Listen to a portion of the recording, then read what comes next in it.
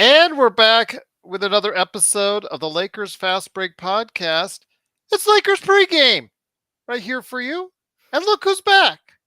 Here we go, right here on the Lakers Fast Break outlets, right here with the Lakers Fast Break podcast. It's Gerald Glassford coming right back at you here from Lakers Fast Break. Pop Culture Cosmos, where we cover the latest news and trends in pop culture each and every week, twice a week, wherever you get your podcasts.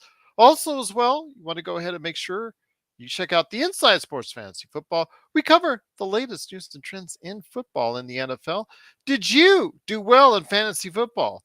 If you did, maybe there's a chance that it was because you listened to Inside Sports Fantasy Football. Plus, also as well, Joe Soro hopefully will be back with us tonight, later this evening for playback.tv/ Lakers Fast Break, because at 7 o'clock you can join us there for the Lakers and the Portland Trailblazers. Plus, after that, of course, right here, of course, you got to go ahead and check us out for the best post game that's around right here at the Lakers Fast Break podcast. I want to go ahead and make sure everybody knows about as well the Lakerholics crew. The Lakerholics crew right there for you. Laker Tom, the number one Lakers blogger that's out there, and Jamie Sweet. Those guys were here yesterday, so go ahead and make sure you catch what they do each and every day at Lakerholics.com. Joe Sorrell, again, like I said, will hopefully be back tonight, but he's always, as Ox1947, available at LakersBall.com. Plus, go ahead and support his company if you live in the Southern California area and you need a new lawn today. Simblades with a Y.com. Support our good friends, Lakers in 5, Empire Jeff TV. Also, as well, Daniel Berry Sports Highlights and John McCallion. And speaking of supporting, please support us today. If you're on Facebook, like and subscribe right there, or actually like and follow is what they say there. Here on YouTube, click on that little Joe today, the little Joe in the right-hand corner with the beady eyes. You can go ahead and click on that, and you're subscribed. Bingo! You hit that bell, the notification, all that good stuff, and then you'll be right there for us each and every time out, right here at the Lakers Fast Break podcast. He has returned to us. A lot better spirits. We're so glad to have him here. But before we get over to my main man, Mr. Magic Man, I want to go ahead and mention tonight's game. Lakers in Portland. Lakers come home, 4-5 record. No LeBron. He got that owie courtesy of Kevin Durant in the last game, and I guess was owie enough that they're going to hold him out. Either that or it's facing against the 3-5 Portland Trailblazers. I think it's a little bit of both. So LeBron James will not be in the lineup tonight. So, of course, the problem is LeBron James on-off numbers with him off the court have been abysmal. Now there would just be off because he won't be there tonight. So it's going to be up to AD and the rest of the crew to go ahead and be a part of hopefully a win for tonight. And here today to discuss that is an excellent man indeed, my fellow host in crime, my fellow compadre in crime. I'm glad to have him back, and I know everybody is as well. Your prayers have been answered. He's actually doing a lot better mentally today until Joe comes on the air. Then who knows where it goes from there. It is the Magic Man, Sean Grice, the madman from Toronto. He did get out of Toronto traffic to go ahead and stop on by today. And Magic Man, great to have you back, my friend. No words mean more than that to me right now. I will ask you, though, my friend, with LeBron out of the lineup tonight, it's going to be a tough one for a team we should actually beat very handily. Isn't that the sorry truth of the matter, Gerald? It really is. This is a sad sack bunch of Trailblazers at this point. No Anthony Simons, no Ish Wainwright, no No Scoot Malcolm Henderson, Brogdon. no Malcolm Brogdon. They're the Mudville Trailblazers coming into the Crypt, and I just can't get the same feeling that my fellow co-host and Podfather has. That for some reason this should sort of be a walk down the yellow brick road.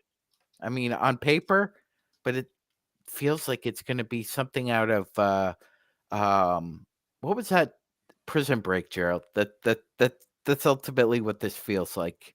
Well, it just feels like the Lakers try everything they can to make it hard on themselves. and Mm-hmm. not easier for themselves. I mean, So Gerald, who would you say is the best scorer in the Blazers lineup? It's probably DeAndre Ayton, right? well, DeAndre Ayton's only averaging 10 points a game. He is Yeah. averaging 15 rebounds a game, but he's only averaging a little bit over 10. He's not been a focal point of their offense.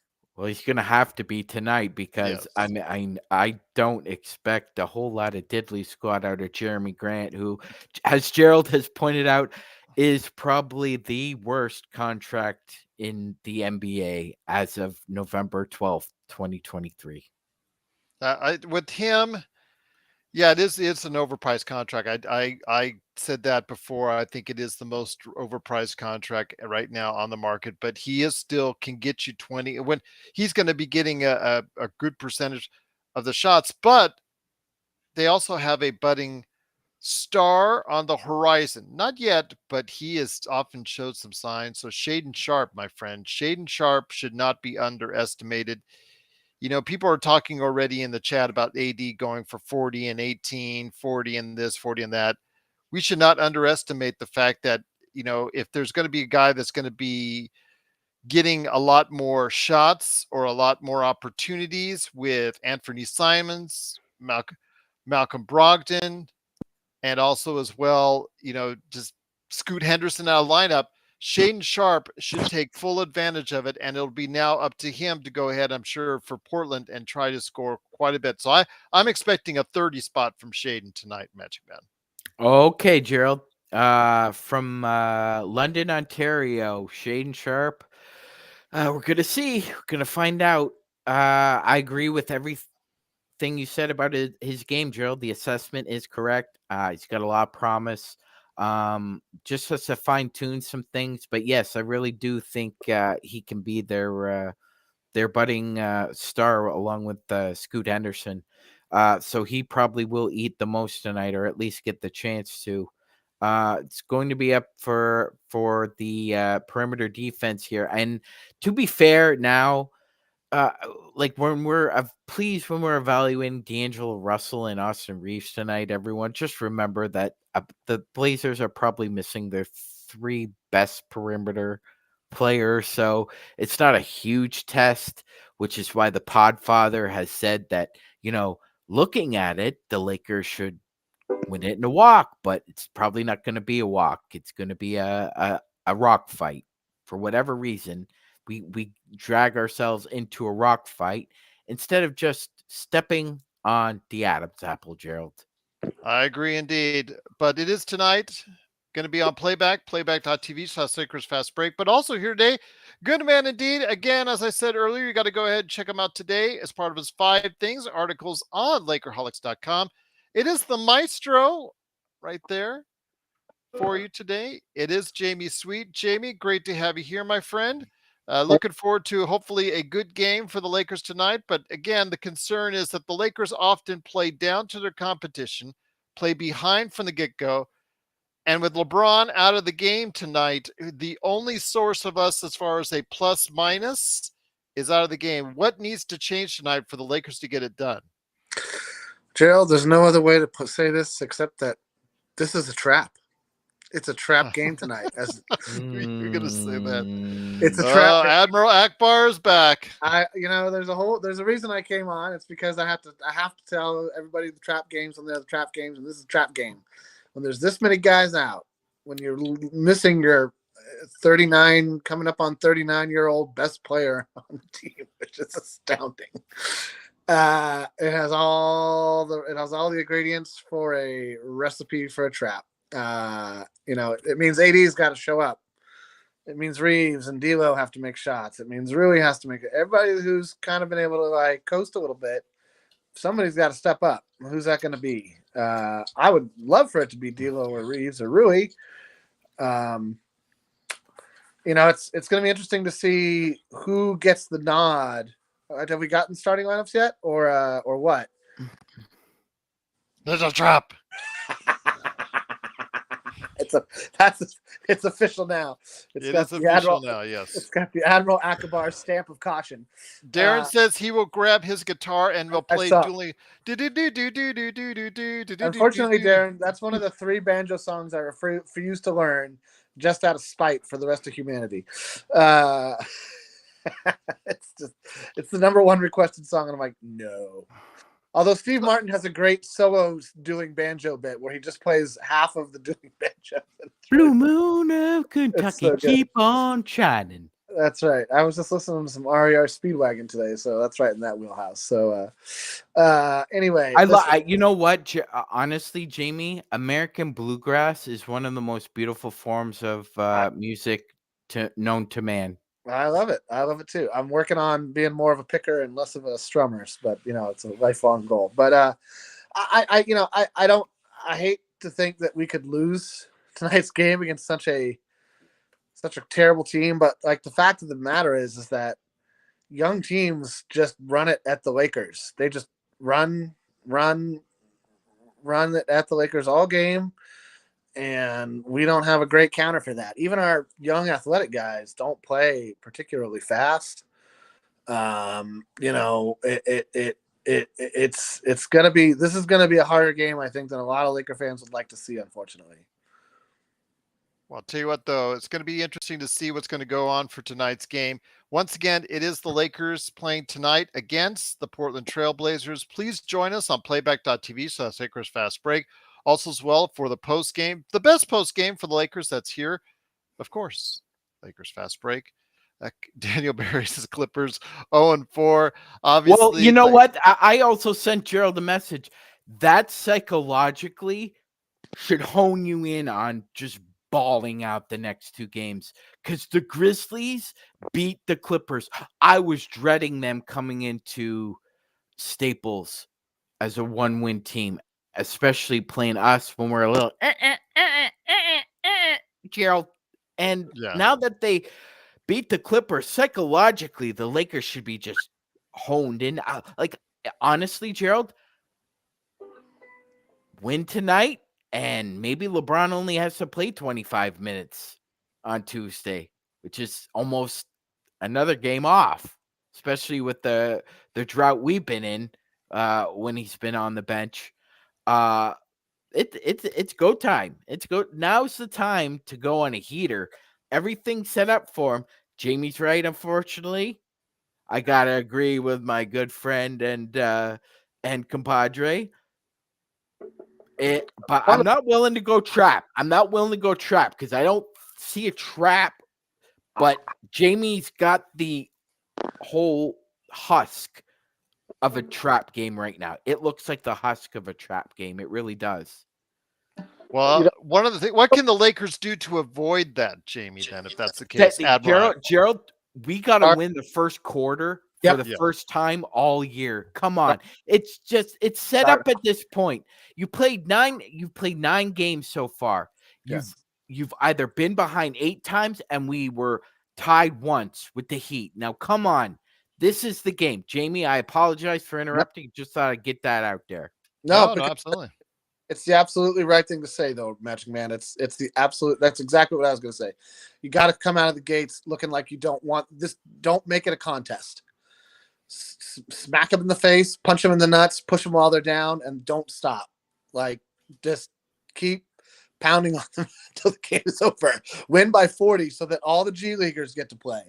Like, that's the only way to make this the kind of game that the Lakers frankly need, right? Like, that game, pulling out that second half, fourth quarter against the Suns could be defined as a season-saving game, right? You go 0-4 on the road. You're winless on the road to start the season. You're looking like last season's Warriors where, you're okay at home, but you can't win on the road.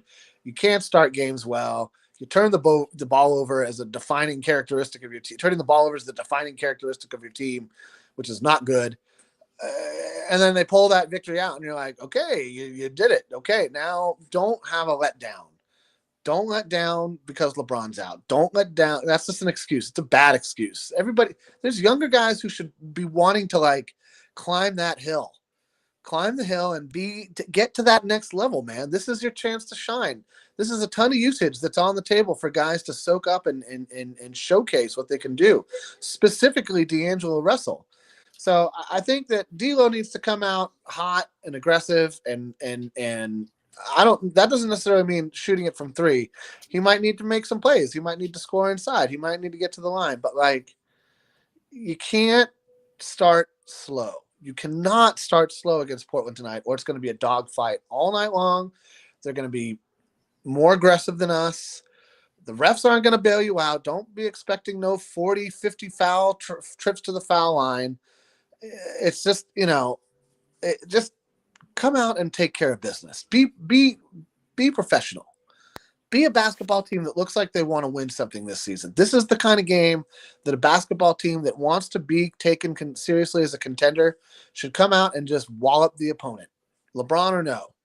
They have so many key guys out right now that it doesn't make sense. Are you going to let Ayton go off for 50? Come on. Don't let Ayton go. Don't let don't let one of these no-name guys drop 20 on you. Somebody who's done nothing this entire, lock them up, show up, put in the work, put in the effort. And if you don't, you are going to hear about it from a whole host of angry, pissed off Laker fans, starting with the three of us and whoever makes it onto the post-game show. Because it's just going to be unacceptable. If they lose tonight's game, it's going to be unacceptable. Not having LeBron is not an excuse. It's not a reason. It's an excuse. And so just don't do it. Don't fall into that trap. Don't let me be right. Make me wrong. I beg you. I dare you. I double dog dare you. Absolutely. I would double dog dare you as well. Thank you. Thank you. Nazgul says, yes, Lakers close out the last game with team effort. That last fourth quarter was definitely something that they sustained. Not only did they gain the lead, but they sustained the lead, Magic Man, which was absolutely impressive because the fact is we've seen so many times where they're playing so far uphill, they get the lead late in the game or third, fourth quarter, what have you, and then it just goes awry, falter, the other team comes back. It's just every NBA scenario for the most part is what you see. The Lakers have followed it to a T so far this season until we got to Phoenix and they showed differently. They showed a lot of heart. I'm not expecting 5 threes from Cam Reddish. If you are out there, then you need to get a reality check. Yeah. You need a reality check if you are going to start counting on Cam Reddish to bring home the bacon for you each and every time. So, Magic Man, tell me your thoughts on what the Lakers need to do for a team that, again, on paper should be severely undermanned and severely at a disadvantage, even with LeBron out at this point in time for the Lakers. Go ahead, Magic Man. I got you. Yep. Cool. Thanks, Gerald. And just to add a little footnote on what you said, Gerald, while we appreciate as Laker fans the effort and the concentration he gave in making those 5 threes, I just want to say, it would behoove him to speak for himself rather than have LeBron speak for him, even though I understand what LeBron's doing in that situation. Sure. He is in with Clutch, wants to have a good look for Cam, especially with him seeking a new contract, Gerald. So LeBron's going to talk him up. That being said, that's the first time that's happened. Your lightning does strike twice in the same place, Gerald, thousands of times. But he's not Reggie Miller. He's not Dale Ellis. He's not Pete Maravich. He's Cam Reddish. Yes. And that's what you're going to get, probably game to game. If he gives you one of these once in a while, that's great. And you know what? I'll take the win because, like Gerald has said, we gave away that Kings game. And earlier in the season last year, the Phoenix game would be a game where you did have some oxygen left, but you ran out of gas at the end, Gerald, because the tank was empty. But they found a way to do it. So this game sets up differently. It's not a situation where you should be playing from uphill again. Because I think, if you're doing that again, then what this man said is correct. Yeah. Because instead of the wheels pointing away from the curb, you're going to point them to the curb, and that car is going to start heading downhill real fast, Gerald. Right now, just wanted to let Patu know that the best three-point shooters on the team, guys, are Christian Wood. And I can't believe I'm saying this, Anthony Davis, and Rui Hashimura. Kimura. Yeah. Not good. Yes. Not good. No, not good for long-term sustainability. No. No, and then everybody else, like LeBron James, under 35%. Although LeBron James around 35, that's where he usually will be. Torian Prince, Mr. 40%, is not Mr. 40%, as he had said, he and guaranteed. He's at 34. D'Angelo and Austin are literally at the same percentage at 30%. And that's where it starts, Jamie, is those two. They have not performed consistently all season long. We now see a situation where Austin Reeves coming off the bench, he's trying to talk up a good game and say it's for the team, for win, he's here to win, yada, yada, yada.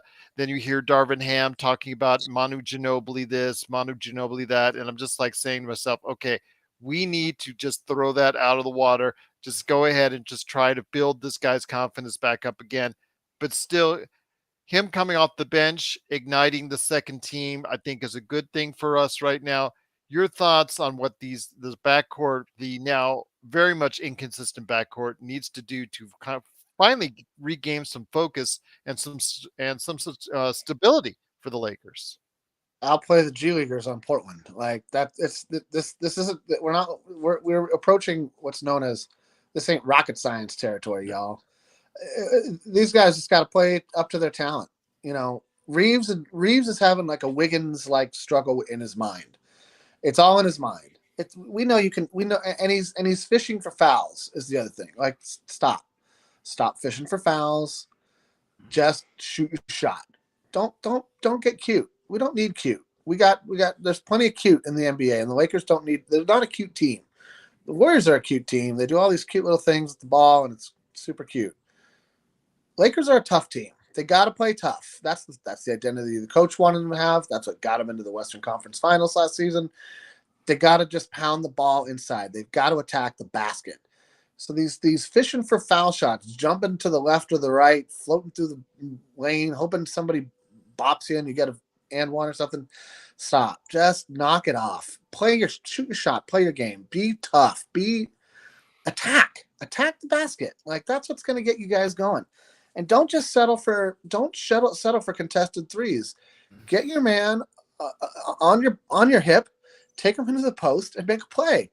Real basketball. You can do it. Everybody on this team can play real basketball. I guarantee you.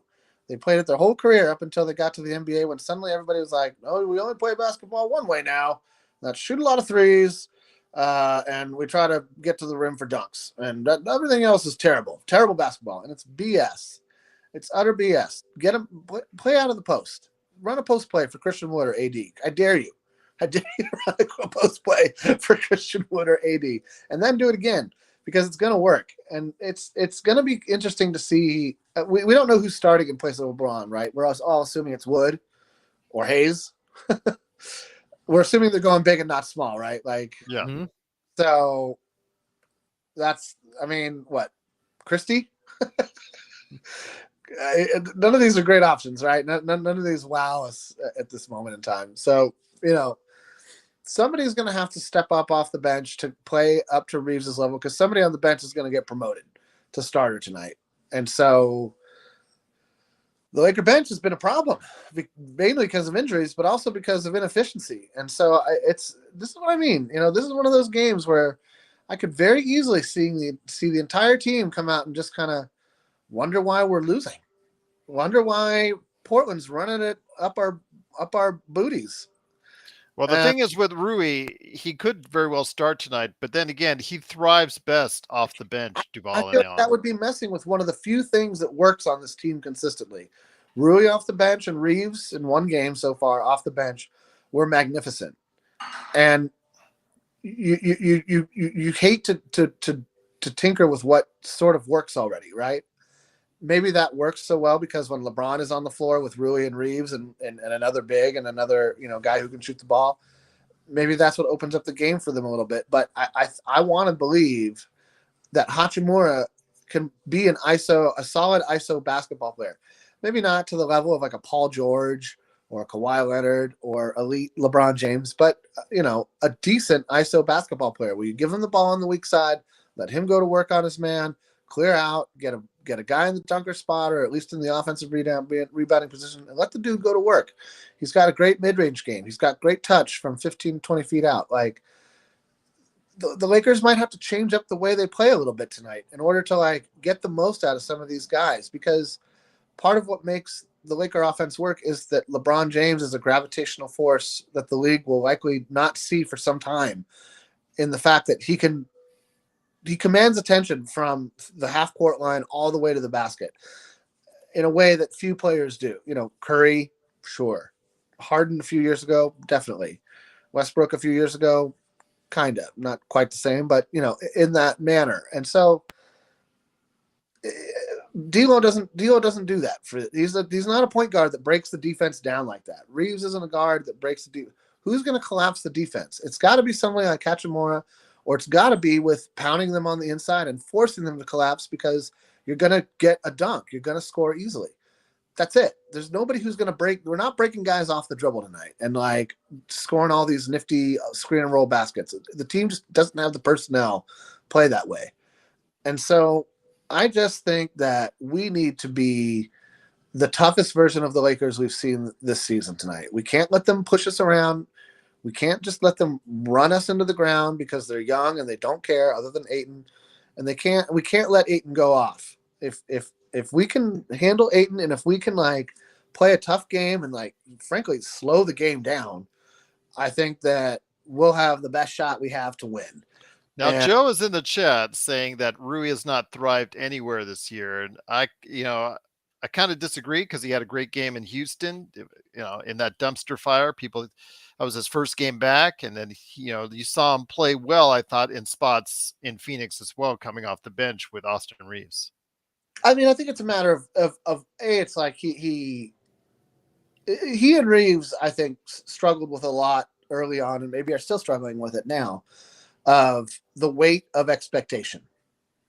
Oh yeah, you play that well in the playoffs. Yep. For 2 rounds, people are going to go ahead and have this expectation. But that's what I said, be careful. In the offseason, right. I said, be careful of this, because which Rui, Sean and Jamie, and let me bring it back over to Sean, which Rui were you going to get? You were not going to get 50% from behind the arc for 2.5 series. No. And if people were just blinded by that. And I said, if you get somewhere in the middle, somewhere with 37% Rui Hachimura, someone who's going to get you 13-7, let's say, because if you got Christian Wood taking some, he needs his 13-7, that type of deal. So if you've got that, I think you and pretty decent defense, then that's what you need. But right now, it's the upboarding, it's the rebounding from Rui I need to see a little bit more of, because that's been inefficient so far this season. That's the part I really need to see him. The scoring is starting to get there. The shooting is starting to get there. He's shooting 40% from the field. It's the rebounding from these guys I need to see a lot more, because the Lakers come into this game one of the worst rebounding teams in the NBA. That's got to change, Sean. 100%, Gerald. And I didn't watch just the Phoenix game last night after got some good news. What ended up watching the Kings game again, and I watched the Orlando massacre in the second half, Gerald. And a lot of it is, Gerald, if we play the basics, we can really hammer teams, but especially on the boards. It's just, for whatever reason, other than AD, for the most part, Gerald, nobody's really consistent in their positioning with rebounds. They're either letting guards leak and catch the offensive boards, or you're not even standing upright and jumping up with your man. One of the reasons I thought Jackson Hayes would be effective with us, Gerald, is because he, as I said before, has a knack for the tip ball, like the tip ball back. out for second and third possessions, but the Lakers haven't really been on the receiving end of that either. It's just been a hammering of, they lose the tip outs, they either grab the offensive board and have it ripped out of them, or they're just not hungry enough, or the want isn't really like hyped up enough, Gerald, out there, amped up to grab that loose ball. We need to win the loose balls. We need to start making our own luck, Gerald, instead of looking for some. I agree. Yeah, well said. Very well said. That's true. It starts with fundamentals, right? We talked about this on the Saturday Spotlight. Box out.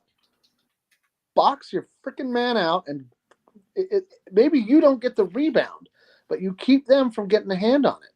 You keep them from knocking it back out to a 3-point shooter who just cans a tray because it landed in their hands. These are the things that have been killing us this season. The 50-50 balls, which we don't got guys who are selling out. Nobody's selling out to dive for the loose ball. Nobody's selling out to make that, to get that extra step on a guy and burning their side on the floor to tap it, like you saw Marcus Smart dive on the floor to tap it out to a wide open three to help beat the Clippers this afternoon. And so, who's going to lead? Who's going to lead us in effort? Who's going to be the heart of the team tonight? And it can't be 39-year-old LeBron James anymore. It's got to be somebody who's younger. It's got to be somebody who's hungrier. How is it that the guy with the most accomplishment, with the longest resume, still plays the hungriest on the team? It's a little bit embarrassing at times, because you got to wonder, like, are you also very content with not even true success? With, like, hey, good job. Are you all content with, hey, good job last season? You really exceeded expectation. We thought you were going to be really crappy, and you were pretty good.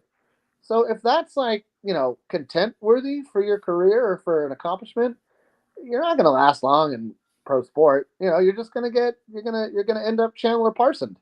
You're going to be you're going to at best be a commentator for a home broadcast with your 13-4-4 average, commenting that some other guy's only going to be a 15-5-5 guy, and everybody wondering why it is that you have anything to say whatsoever.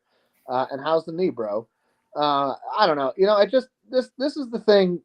This is the thing that's going to make or break this game tonight. We're either going to play harder than Portland, or Portland's going to play harder than us, and they're going to kick our butts. And if that second one happens, all the good vibes from pulling out that game in Phoenix are gone. They're gone, because it's going to be embarrassing. It's going to be embarrassing, and it's going to be pathetic. Losing tonight, I don't care how it happens, is unacceptable. Agreed. I'm not trying to be Chicken Little here. The sky is falling. But this is the kind of game that, like, a team like the Lakers, especially the Lakers, right? The Lakers historically have this astounding ability to think tonight's the night we can all take the game off, and we're just going to walk out of it. We're going to walk into the arena. Yeah, 100%. Jamie's right, Gerald. We can't allow this to be like an Andrew Nemhard or Maxi Kleba type of game, where Don't do it, because you're really testing the fates there. We saw what happened last year, playing that kind of loosey goosey. We'll just get him in the end.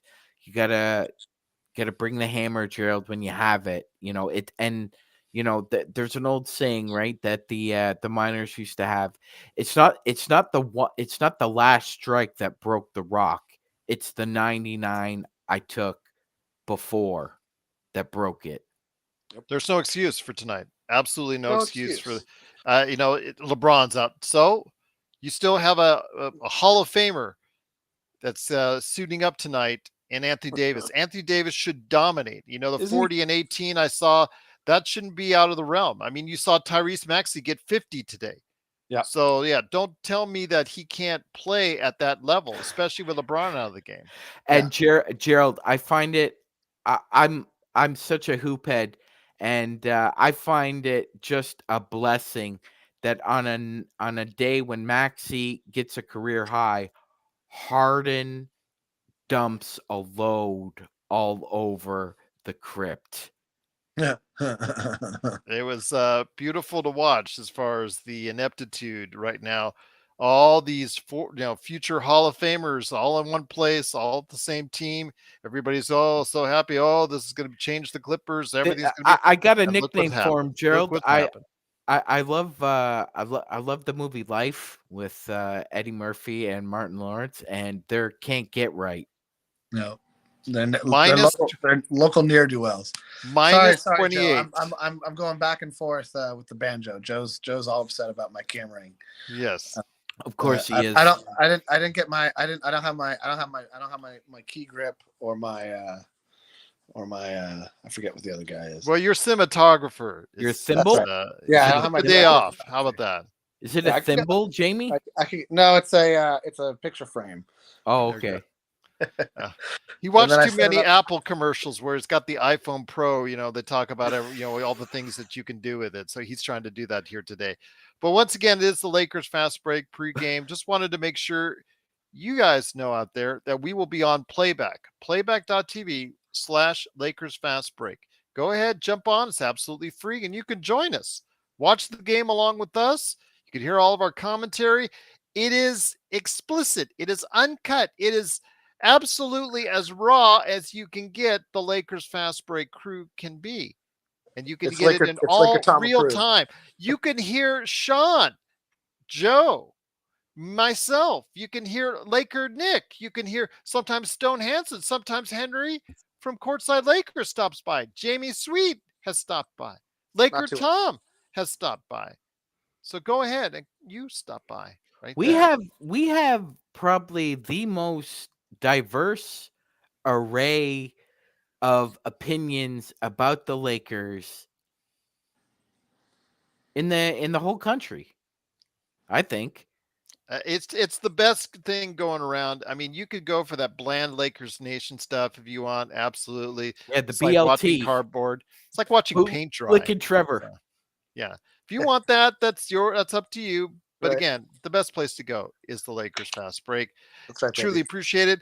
I'm still kind of upset with playback because they still don't show. If I don't tell you where to go, then it doesn't show up on playback. It's so weird how our room is like persona non grata every time we go up there. So it's kind of weird how that plays out. But again, the group that's there is really fun to hang out with. So we hopefully will hang out with you right there on playback.tv tonight. And of course, afterwards, the best post game. Jamie, you stopping by for some post game thoughts or no?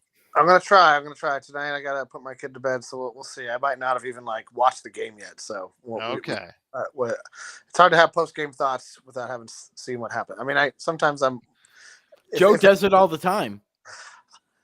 Yeah, I know. Well, I'll tell you what, though, guys, great having you here. Looking forward to tonight's game. Again, truly appreciate it. Right now, we still don't have a lineup set. So as soon as I get the starting lineup, I will tweet it out.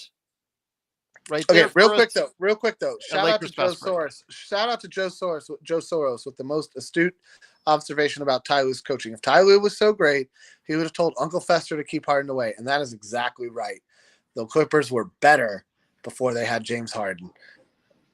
Well, again, Jared, why do you keep assuming you know what the hell I'm doing?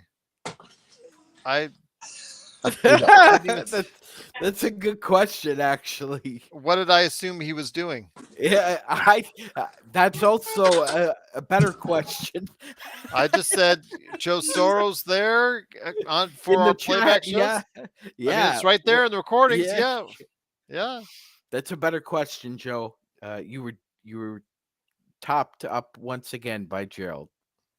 But it is the Lakers Fast Break. Truly appreciate it. So for Magic Man, Sean Grice, Jamie Sweet, Gerald Glassford, Gerald, thanks so much for watching, listening. Truly appreciate it. Again, join us on playback.tv/Lakers Fast Break. And of course, join us for the post game tonight. Looking forward to it. Anything that's going down, again, at Lakers Fast Break, I'll go ahead and retweet it out. And of course, we'll be back tonight right here at the Lakers Fast Break podcast. Yeah, we are so diverse. We are the same. Okay. And on that note, all right. See you in a little while, everyone. Playback and, of course, the post game. Take care.